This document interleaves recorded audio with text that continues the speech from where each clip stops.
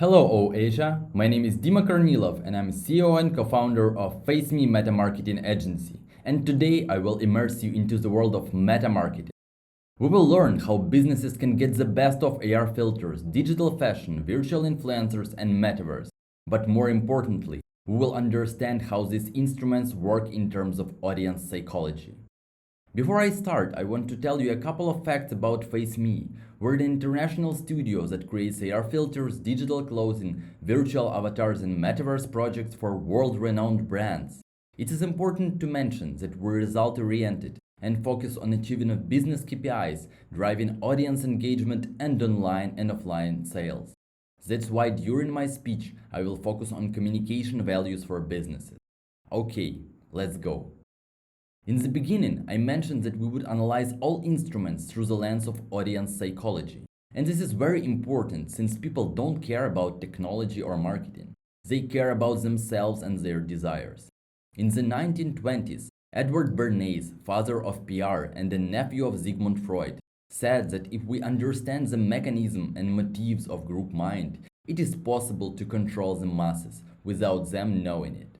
And even though it sounds highly unethical, this statement became a base of marketing and PR worldwide, and it's still relevant.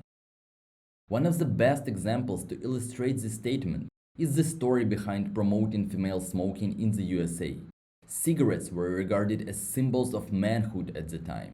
Small boys smoked to prove that they were older than they were.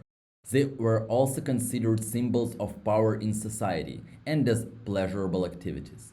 So, tobacco lobbyists launched the Torches of Freedom campaign, which used the idea that women should smoke to show their independence and right to enjoy life. They turned the product they wanted to promote into an instrument for fulfilling the psychological needs of the social group. And then they further strengthened this pattern by applying deeper insights like the desire to have a slim body. In the age of digital marketing, psychological needs changed, but still, they remain the key to successful marketing and PR activities. But what exactly changed? Social networks replaced real-life connections. Messengers and services for online meetings replaced real-life communication. As a result, our society atomized, and we started to receive fewer physical interactions with each other, and a massive deficit of attention occurred. Finally, people started to compensate for this deficit with the help of digital interactions. And since the source of digital interactions is unlimited, it ended up in a dopamine dependence from digital interactions.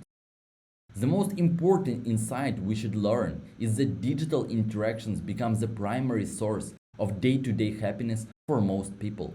This conclusion was confirmed in the study of Dr. Lemke, a psychiatrist and professor at Stanford University. And since we've become even more isolated during the pandemic, this trend has strengthened. The main question that we should ask in terms of applying marketing innovations is, does the instruments we use satisfy the consumer's primary psychological needs? Does your branded experience give a digital dopamine recharge to your audience? To prove my point, I bet that even now some of you receive dopamine recharge by swiping through your mobile phone. Classical marketing was about consuming the information that prompts product purchase. It's not working anymore, simply because it's not fulfilling audiences' emotional and psychological needs. Today we should apply meta-marketing and use communication instruments that immerse audiences into a digital experience that helps them to receive pleasure. From the marketing perspective, the audience is a target of branded communication. From a meta-marketing perspective, the audience is a participant of branded communication. We will crash test primary innovative marketing tools by understanding their psychological value to the audiences and rational value for businesses. Air filter is a perfect example of an innovative instrument that covers the psychological needs of audiences and works efficiently for brand communication. With the help of AR filters, people can easily create original content and receive likes and followers, which gives them physical pleasure. This way, by creating an AR filter that corresponds to the target audience interest, brands can receive branded user-generated content, awareness, and even sales. For example, I want to share our award-winning case for one of the banks we work with. Our goal was to engage broad audiences in creating branded user-generated content during April Fool's Day. We understood we needed to create an AR filter to help people create joking content. Another thing that we understood is that this joke should be relevant to the current hot topics. We analyzed the list of current hot topics and found that people actively discussed vaccination and chipping. A popular meme was that Bill Gates, reptilians, or Illuminatis install 5G chips into human bodies during vaccination. So we created a filter where a bank mascot integrates the chip to the user's head and gives him a superpower to transfer money via handshake. We were happy to learn that the joke and the filter spread virally, and more than 40,000 people posted stories with the branded filter in one day. Also, since the promo went viral, we received more than 23 mentions in press. This way, by creating an immersive experience corresponding to people's psychological and communication needs, we received 3 million impressions for the brand. Finally, I want to share one super important hack regarding the placement of AR filter and other immersive experience. It's crucial to spread them in the points of maximum contact with the audience. We place the link to this filter directly into the banking app of our customer, and this way reach more than 2 million users who received a push notification about the filter activity.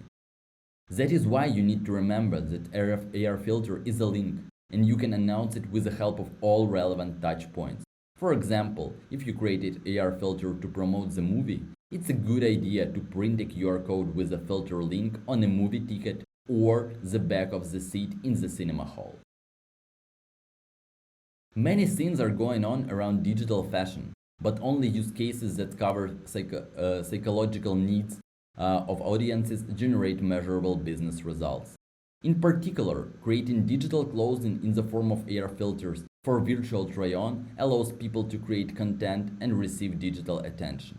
Also, it improves their online shopping experience when regular clothing try-on is unavailable.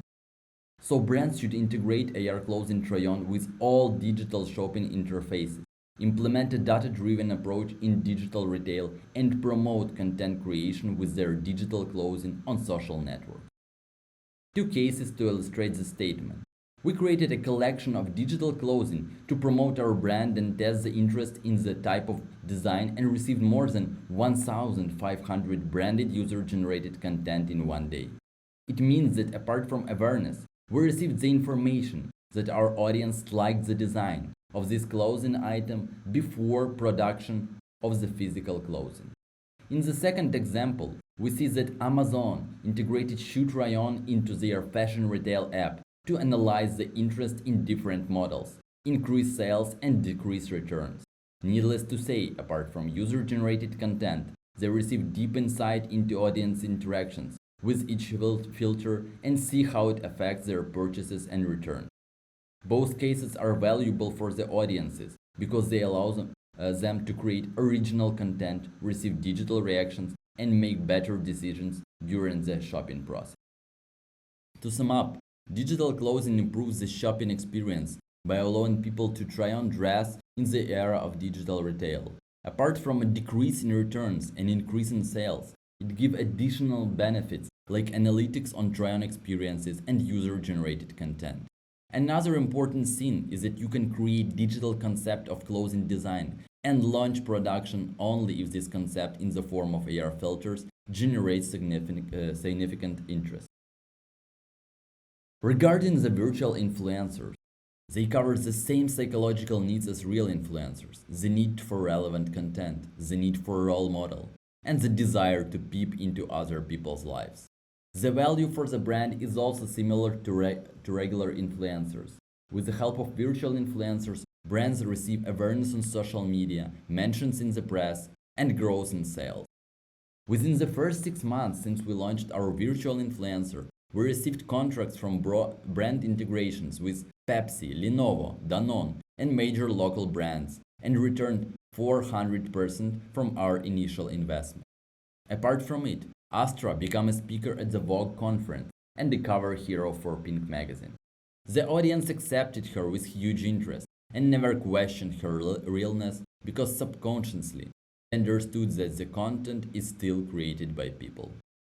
I will not dive deep into the analysis of virtual influencer cases, as this could be a topic for a separate lecture. I'll just say that major players like Prada, Puma, Yux, Alibaba, and Samsung have already created their own virtual influencers, and the market keeps growing, especially in Asia. Finally, regarding the metaverse. My opinion might be unpopular, but it's based on analysis of tens of branded cases. Present day metaverses are not working as they are supposed to simply because no one owns a VR headset. This turns said metaverses into standard web interfaces where the user exists in the form of 3D avatar. These interfaces don't bring any value to the audiences. Therefore, to generate engagement, brands need to provide this value with the help of content. So why are major brands doing these metaverse cases, you'll ask? Simply to generate press, because the press likes to post articles about innovative cases. Building expensive news-breaking projects to generate PR could be a good tactic for huge brands with saturated marketing and PR, and that's exactly what's happening. As I mentioned, present-day metaverses are far from how people imagine them, but you can still create projects that could be valuable for your audiences and bring business results. Right now, I will briefly pitch you our checklist for a successful metaverse project. First, choose the platform wisely. Different platforms have different technical requirements. Some of them work from laptops and mobile, and some are desktop only. Select the platform that is accessible for your audience in terms of device they own. Then, you should be relevant. Each metaverse has its own context. Roblox and Sandbox are for gamers. Decentraland works better for the crypto community, while Spatial is more mass market. Choose the platform that already has representatives of your target audience within its user base. As I mentioned, you should invest in content because that's what people come for. Next, you need to plan your event program and think through the user flow and navigation. Nowadays, people have a limited amount of attention, and you should give them exact instructions for the experience and make it continuous. Finally, do long-term planning for your metaverse projects.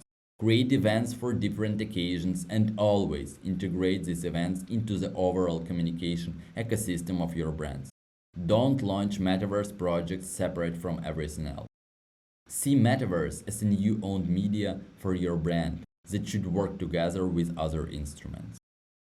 In the end, I want to thank you for your attention and wish to apply meta-marketing instruments that are connected to psychological needs of your consumers.